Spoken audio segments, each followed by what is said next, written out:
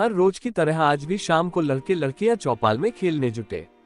कोई ताश खेल रहा था, कोई रोड़े और कोई पीचो बकरी।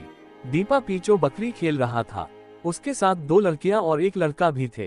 अब दीपा अपनी बारी भुगता रहा था।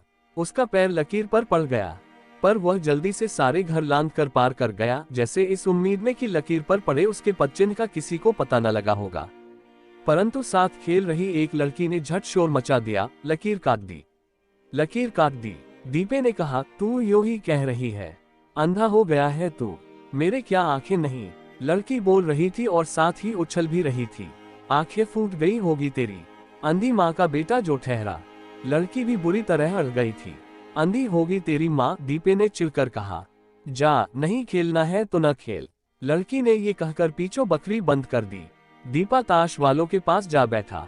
वह लौटा तो उसकी माँ अपने पैर पर चिथड़ा बांध रही थी। माँ, यह क्या हो गया? दीपे ने पूछा। रसोई में से दाल का मटका निकाल रही थी, हाथों में मटका था, नजर नहीं आया। पीड़े से ठोकर खाकर गिर पड़ी, पैर पर चोट लगी है। मुझे दिखाई कहाँ देता है बेटा?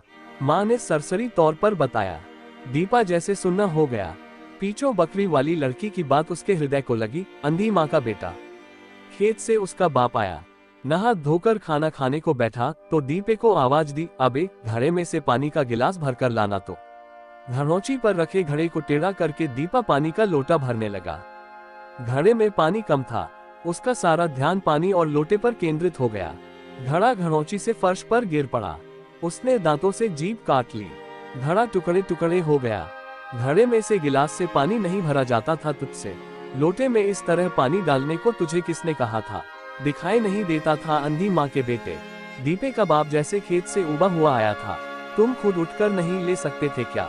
अगर ईश्वर ने मुझ पर गुस्सा किया हुआ है तो तुझे अंधी कहना जरूरी है क्या?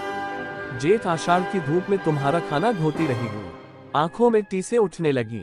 अगर उसी समय इलाज हो जाता तो इस दुर्दशा को क्यों पहुंचती? दीपे की माँ ने खींच कर कहा। इलाज कराने को क्या मेरे पास अशफियों की थैली थी? उसने भी झुंझलाकर जवाब दिया। अगर अशफिया नहीं थी तो अब अंधी किस लिए कहते हो? दीपे की माँ का दिल टूट चुका था। तू अंधी किस लिए है? अंधेरा तो मैं धो रहा हूँ, हल पीछे टांगे घसीट घसीट कर निढाल हो जाता हूँ और घर में आकर खाना भी नसीब नहीं होता। दीपे के बाप के ये शब्द उसकी गृहस्थी की दुर्दशा को प्रकट करते थे। दीपा इकलौता बेटा था। उसकी 3 बड़ी बहनें सब शादीशुदा होकर अपने अपने घर चली गई थीं। इन तीनों बेटियों के विवाह में घर चौपट हो गया था। जमा पूंजी सब चली गई थी। अब छोटा सा परिवार बड़ी कठिनाई से गुजारा कर रहा था। दीपे की माँ की आंखों में एक बार टीसें उठी। आंखों के कोए जैसे फटकर बाहर आ रहे थे, कनपटियों पर जैसे घूंसे लग रहे थे। उन दिनों गेहूं की बिजाई का जोर था। उनका खलिहान भी खेतों ही में था, घर से कोस भर दूर। लड़कियों में से कोई नहीं आ पाई थी जो पिता को खलिहान में खाना दे आती। दीपे से ढोर डंगर ही मुश्किल से संभलते थे। उसकी माँ बहुत गिड़गिड़ाई कि मुझे बरनाले ले जाकर मेरी आंखें दिखा दो, पर दीपे के बाप को उसकी आंखों की अपेक्षा खेतों की ज्यादा चिंता थी। आधी आधी रात तक वह सिर पकड़े बैठी रहती। जब मेरी जान निकल जाएगी तब तो तुम कुछ करोगे। दीपे की माँ ने बड़ी दीनता से कहा था, इतने पैसे कहाँ है कि डॉक्टर को दिखाऊं? तू आज रिसोर्ट डालकर देख। दीपे के बाप ने विवशता से उत्तर दिया था और उसी रात दीपे की माँ ने रिसोर्ट और उसमें थोड़ी सी अफीम भी घोलकर आंखों में डलवा ली। उसकी आंखें जैसे जल ही तो गईं। पसीना छूट गया। उसने पीड़ा से ओंठ मींच लिए, जैसे आंखें बाहर को निकलने लगी हो। सारी रात वह चारपाई के पाए से सिर लगाकर बैठी रही।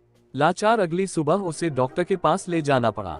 दीपे के बाप की जेब में उसे समय विष खाने को भी पैसा नहीं था।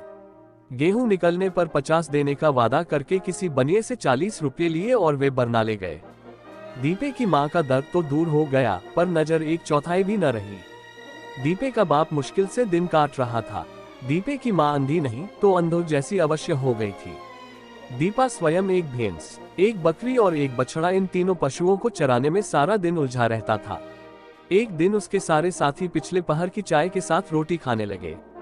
दीपे ने कपड़े के चिथड़े में से बासी रोटी निकाली जो राख से सनी हुई थी। रोटी से राख नहीं झाड़ी, अंधी माँ के बेटे, एक लड़के ने ताना कसा।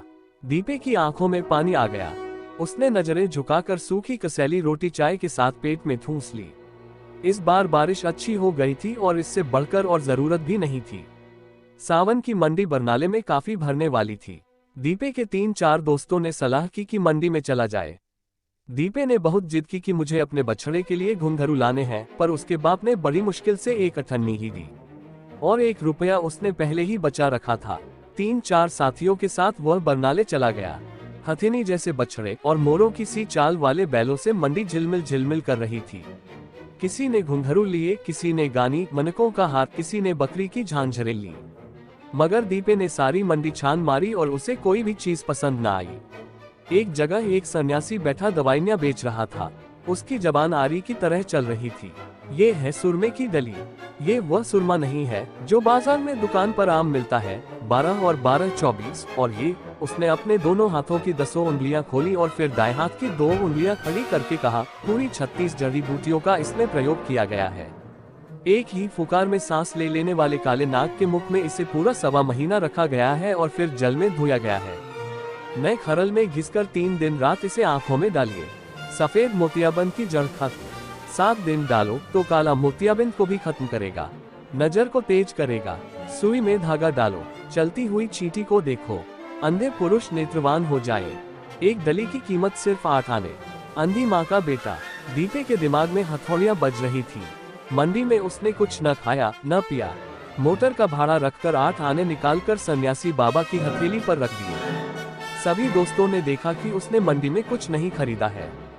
गांव वापस लौटे तो उसके बापू ने पूछा, क्या क्या खाया पिया मंडी में दीपे? सुरमे की डली लाया हूँ बापू। 1.25 महीना सांप के मुंह में रखी गई है, बस अब बेबे की नजर तेज हो जाएगी। दीपे के शब्दों में अजीब उत्साह था। अच्छा दिखा तो जरा, उसके बापू ने विस्मय प्रकट किया। पगड़ी के छोर से डली खोलकर उसने बापू के हाथ पर रख दी और मुस्कुराया। उसके बापू ने काली सी कनकरी को टटोल कर देखा और कहा, ये तो पत्थर का कोयला है। वे तेरी आंखें कहाँ गई थी बेवकूफ?